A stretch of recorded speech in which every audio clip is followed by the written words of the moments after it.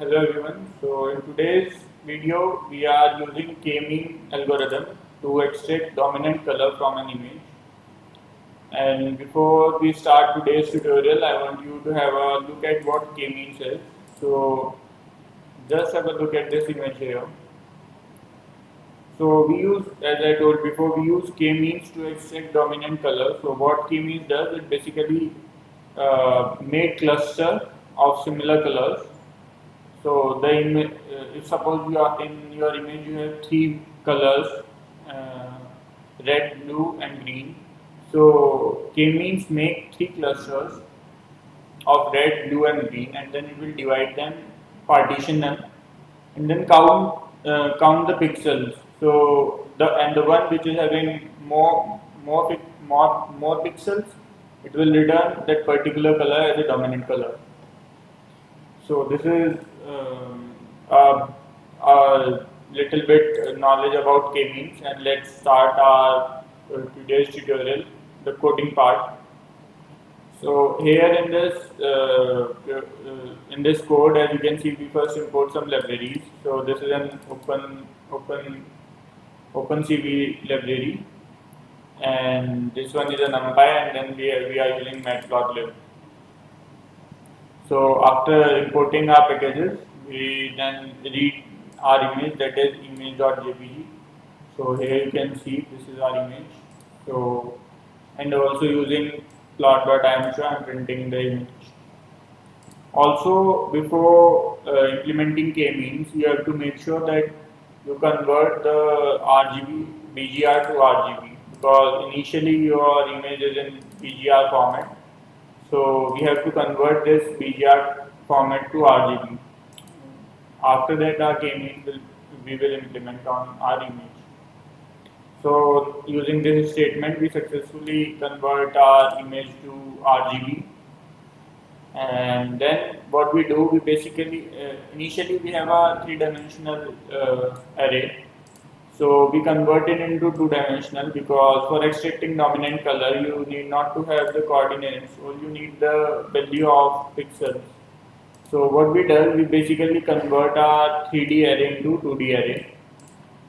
So initially the shape that we have, that is of 100 cross 100 into 3, it changes to 10,000 cross 3. So to do that, all you have to do is to multiply the first shape to the second shape, and then you will get a two-dimensional array. So after that, all you have to do is just import k-means algorithm, and you will import k-means from sklearn.cluster. Make sure you install sklearn into your system. Then after importing, you have to mention how many clusters of color you want. So for example, in this image, suppose you want, let's have a cluster of 5, like we have 5 colors here. You can see 1, 2, 3, 4, and the fifth one, this one. So what we do, we will pass 5 as a cluster, and in k-means here we are passing 5, the variable to which we assign 5, and then we simply pass it to a k-means algorithm. So using k-means.fit, we pass our image, and then after this, after this statement, our k-means successfully deploy our image into the algorithm, and now we will, using k-means, we retrieve some values from it. So here you can see we retrieve colors and labels. So what what colors are here and labels are, we will see them in a minute. So here just have a look at how we are importing colors and labels. So to import colors, you have to use k-means.cluster underscore center underscore, and for labels you have to use k-means dot labels underscore. Now later in this code that you can see here, we have colors and labels we import. Colors are colors are basically the values of pixel values of 5 the 5 colors that you have in your image. So here colors contain the color array contain the pixel values and the label contains the label of them. So let me just have a look at this code. You will understand much better. So what we are doing here is we basically assigning a label count list here, and then we will count the number of pixel value in that particular cluster. So as we here define 5 clusters, so we have labels, 5 labels in our cluster that we get from k-means, and then we will count them one by one. So using this, you are counting these labels, and color is basically the 5 pixel value the k-means return us. So color contain 5 pixel values that are RGB values. So we have five different colors with RGB values, and we have labels, 5 different labels of various count. So here we are using label count. First we define a simple list, and then we are counting the labels in the k-means returners. So using this code, you can easily get the count of each cluster, and then using this, we are basically accessing the index of that maximum count. So let's have a look at this statement here. So when we are printing this, so we get 2042 labels of this particular color pixel RGB value. Here you can see, and this is a percentage. So how we are calculating it? We are simply we are calculating the label, and then we are dividing it by the overall values we get in our label. So here we have a label count, and we are accessing each element in our list, and then we are dividing it by the whole count of label. So here we have labels. So for each pixel value, you will get a number of labels and the percentage of that count. So here we have, for this pixel we have that much labels, and this is the overall percentage. So as you can see, we above define 5 clusters. So we have 1, 2, 3, 4, 5 values here, and the maximum percentage you can see we are getting for this pixel. It is 31.09%.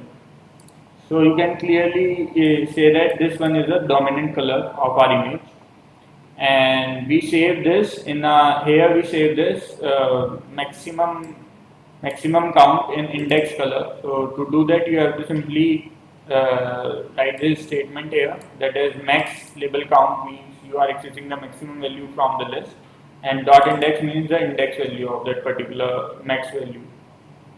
Then all you need to do is to pass that particular pixel value. So now we get the pixel value.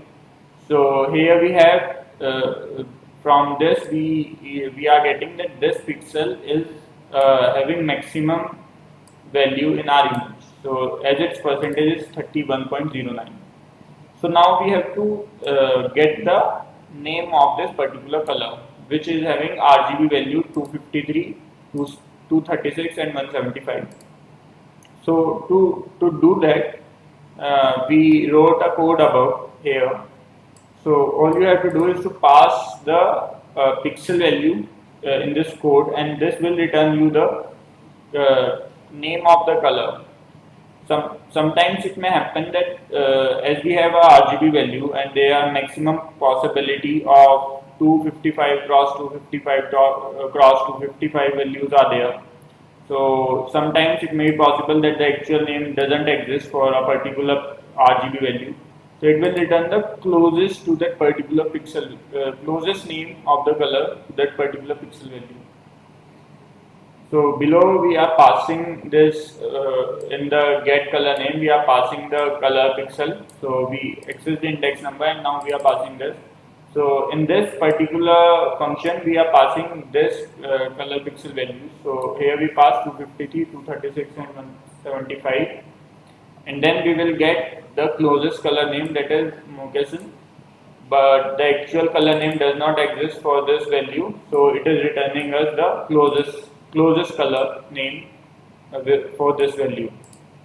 Okay, So here we have an image, and I think we have a view that this color here is having is the dominant color, and that is a little bit light yellow color. So let's have a look at this. Let's run this code first. So here we are running our code, and it returns us Mokeshin as. So let's just have a look at what Mokeshin color is to check that whether our model is returning us the correct color or not. So just check on Google the images of Mokeshin color. Oh, it's a snake. So let's look at this color image. So here you can see we have Mokeshin color, and this is a light yellow color here in this image, and it is very much close. Just have a look at this color here, and it is very much close to the yellowish part of this image, which is the dominant color. So using this, you can get the closest color, the dominant color in your image.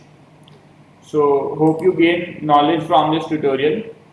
If you have any queries, please ask us, and that's all in this tutorial. Thank you guys.